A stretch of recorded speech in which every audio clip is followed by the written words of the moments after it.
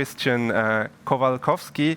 He's a professor of industrial marketing at Linköping University in Sweden. I'm pretty sure I pronounced that wrong, but that's how I read it from the screen. And research fellow at Hanken School of Economics in Finland. Christian has established himself as a leading scholar in the field of service strategy research. And Christian Kowalkowski will address both the pitfalls of digital servitization and what it takes to succeed. He will also address how digital servitization can help firms navigate through the current crisis and be better positioned after the COVID-19 pandemic. He will join us now remotely. Christian? Hello, good afternoon, everyone. Do you see me? Do you hear me? Yes. Excellent. So thank you very much for that presentation. So I'll talk this afternoon about digital servitization as the next competitive frontier. And I would have loved to be with you all in Switzerland, but things are as they are, and it's a conference on data. So I think it makes perfect sense to have it online like this as well. Just a few words about the agenda.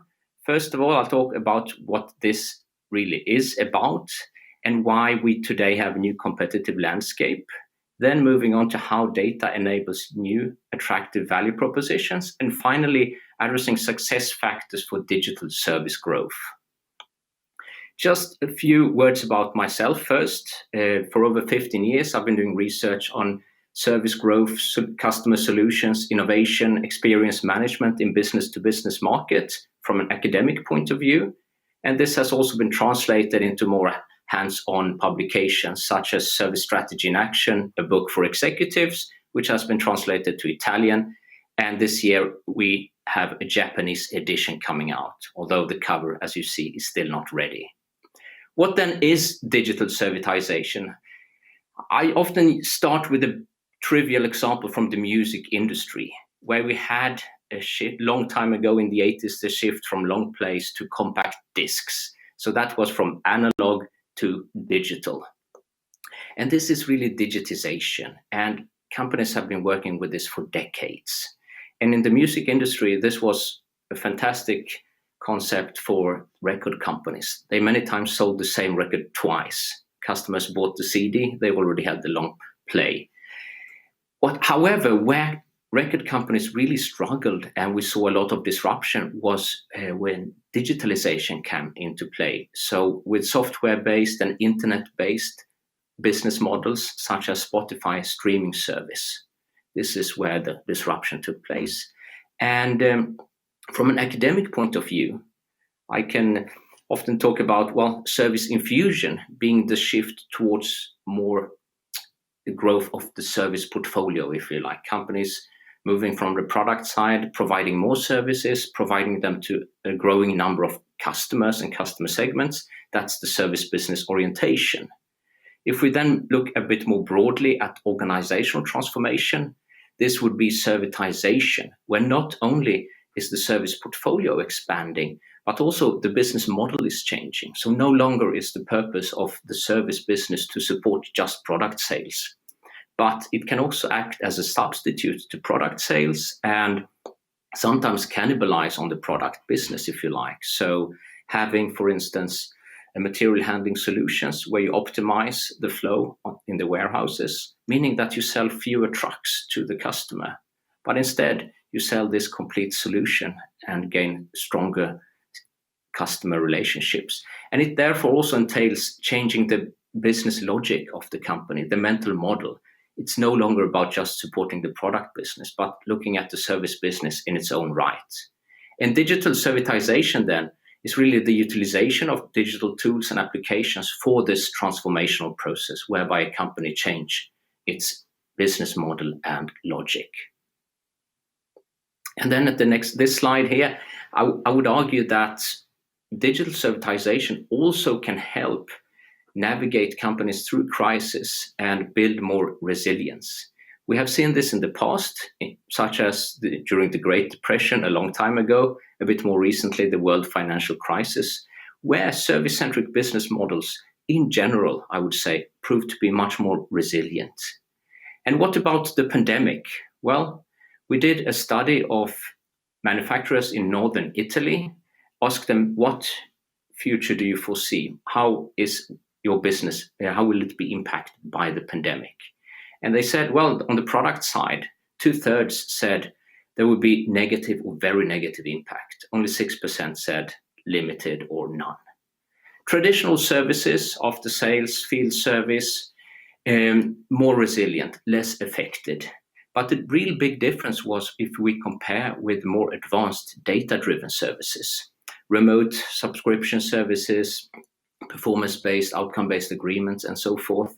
Only 21% said we will have a negative or very negative effect. 58 said, well, impact will be limited or none.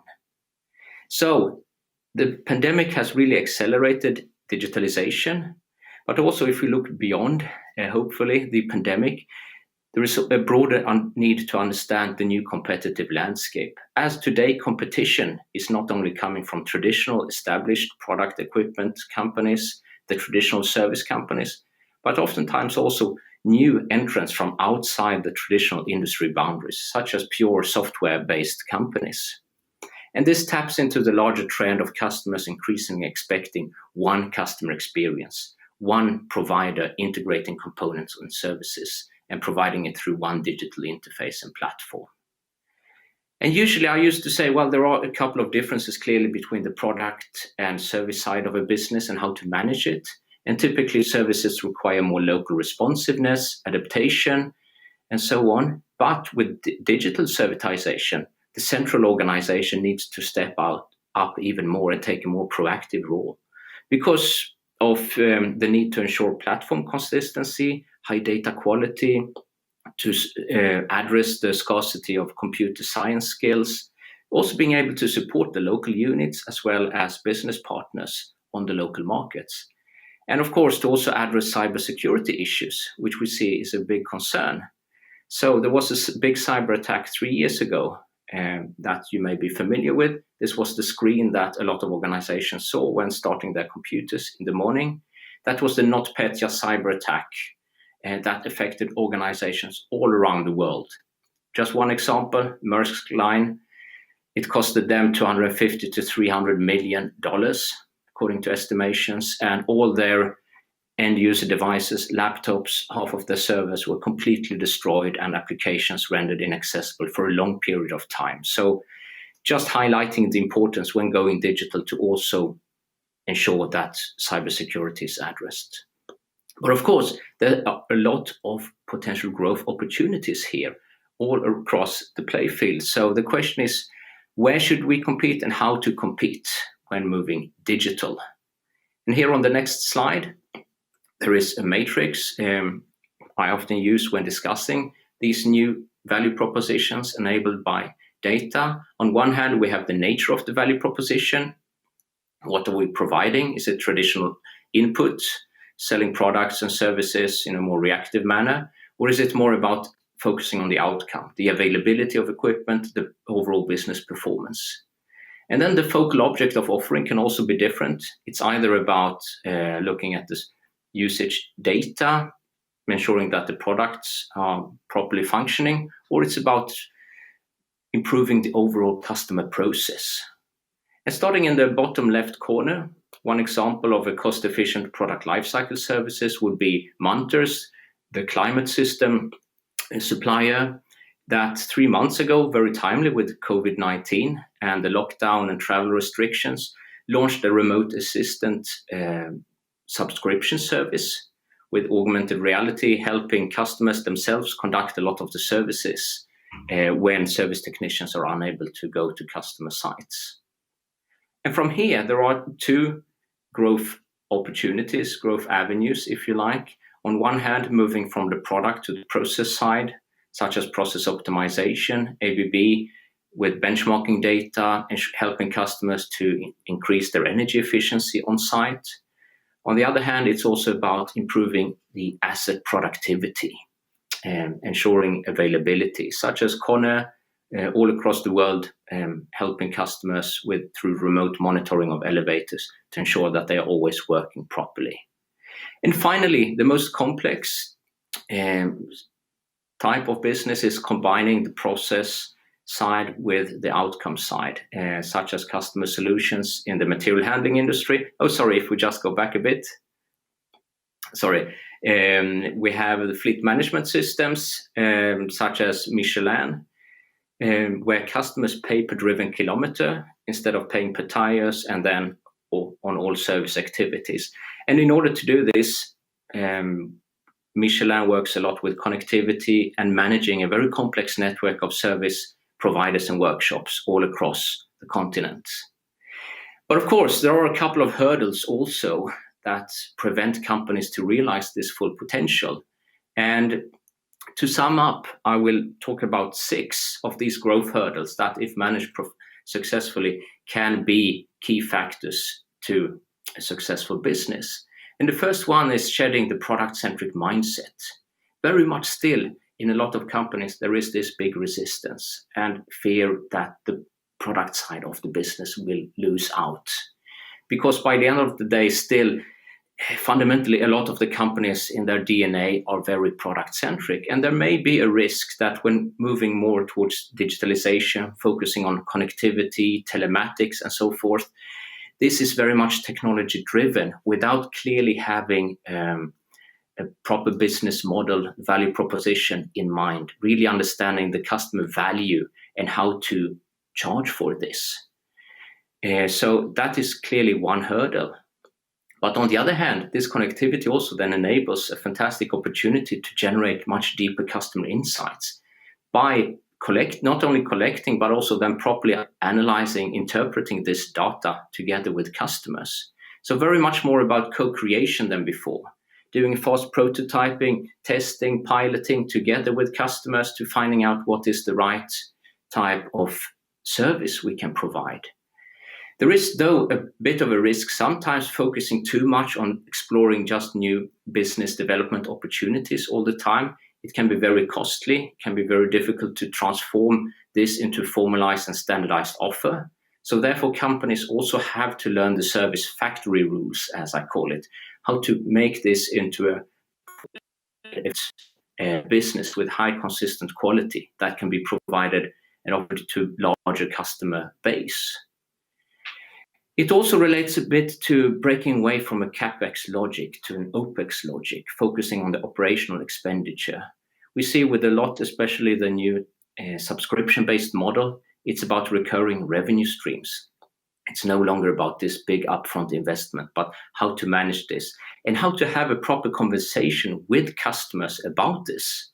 And again, making the sales force comfortable about having this conversation with customers, providing them with the right sales tools and the right training, but also understanding with whom in the customer organization should we engage. Maybe we need to address other decision makers in the organization when selling these type of offerings. And finally, of course, very few companies operate in isolation. There is always the larger business network. So how can the company mobilize the business network to ensure that we have a successful ecosystem where all partners work together?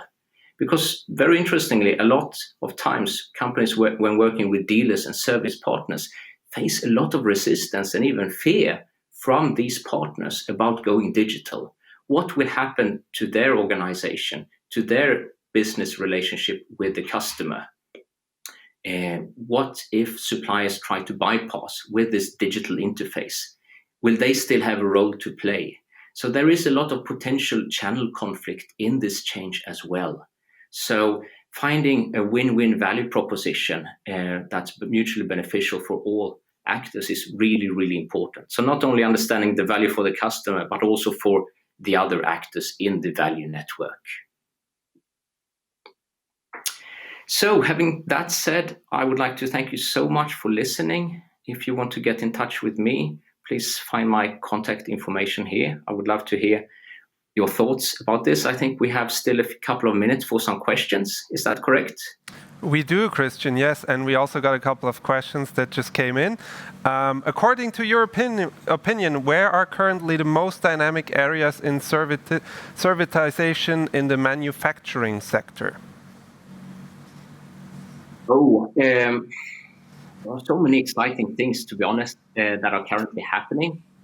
I would say that, well, you have industries with high service needs, such as rotating equipment that require a lot of wear and tear parts. Here you also have a lot of opportunities for digital servitization.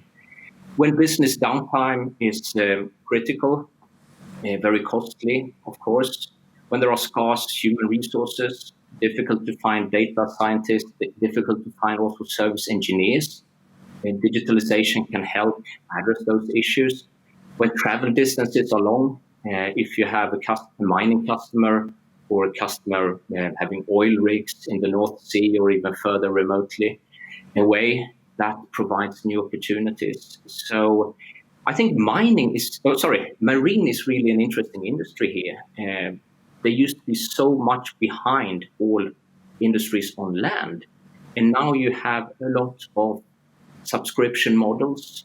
You have more and more connectivity with the ships when they are traveling. Both customers and suppliers are working with very sophisticated control centers to manage the operations. So there's certainly a lot going on. And I also believe today a lot of focus we have on the circular economy.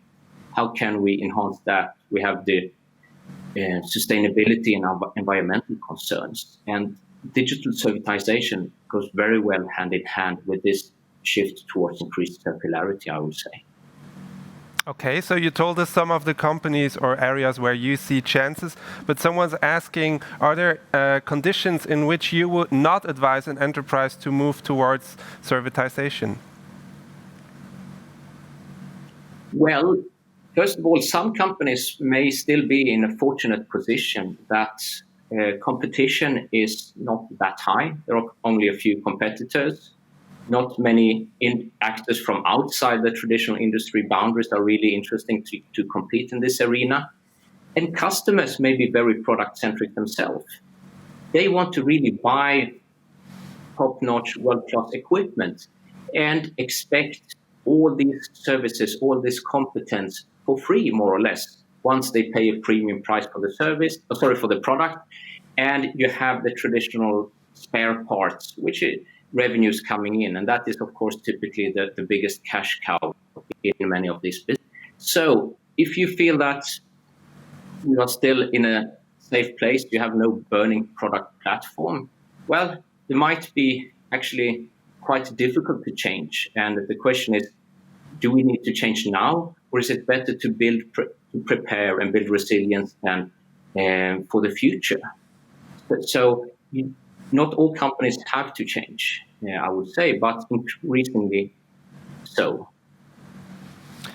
Thank you very much. I'm sorry we ran out of time and there were still questions left, but I'm sure people can contact you directly as you showed your contacts on the last slide. So thank you very much, Christian, and all the best to Sweden.